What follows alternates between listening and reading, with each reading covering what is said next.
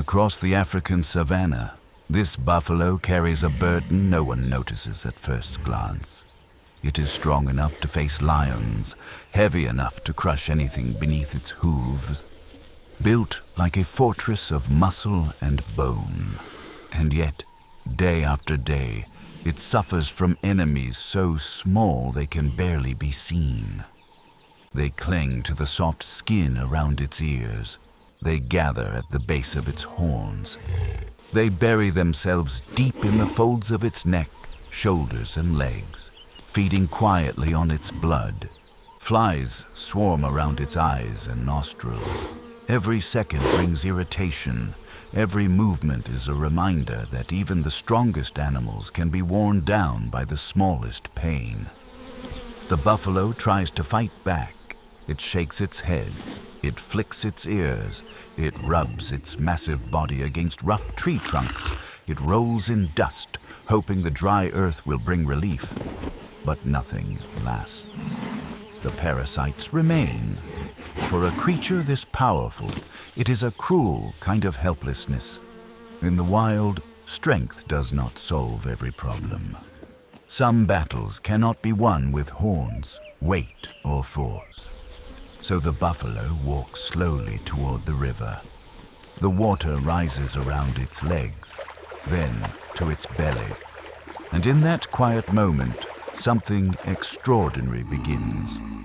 At first, only a few small fish appear beneath the surface, then more and more. Within minutes, hundreds of them gather around the buffalo's submerged body. They move like a living shadow through the water, surrounding its legs, belly, and lower skin. Tiny mouths press close as they search every fold, every crease, every hidden place where parasites and debris cling. Where one fish leaves, another takes its place. There is no wasted movement, no panic. Then, from above, another helper arrives. A red-billed oxpecker lands gently on the buffalo's back. Its small body seems almost fragile against such a giant, but it is fearless.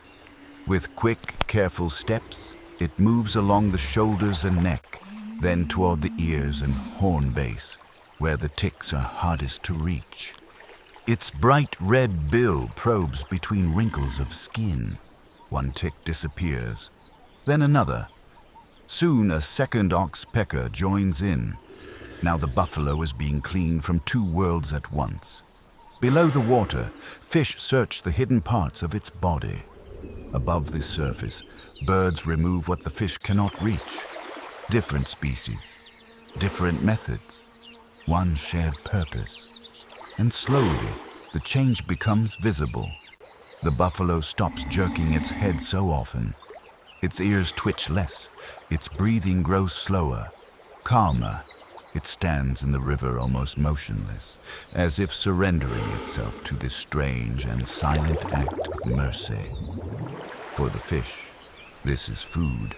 For the Oxpeckers, it is another meal in a hard and competitive world. But for the buffalo, it is relief, a moment of peace in a life shaped by constant discomfort. In nature, survival is often imagined as a story of violence, teeth, claws, and pursuit. But not all survival is won through struggle. Sometimes it is made possible through quiet partnerships like this one. A giant that cannot reach its own suffering. Tiny creatures that turn that suffering into sustenance. And a river that brings them together. Here on the African savanna, life is rarely simple. The buffalo is not being saved out of kindness. The fish and oxpeckers are not offering compassion. And yet, what exists between them still matters. Because in the wild, survival does not always belong to the strongest animal alone. Sometimes it belongs to those who accept help,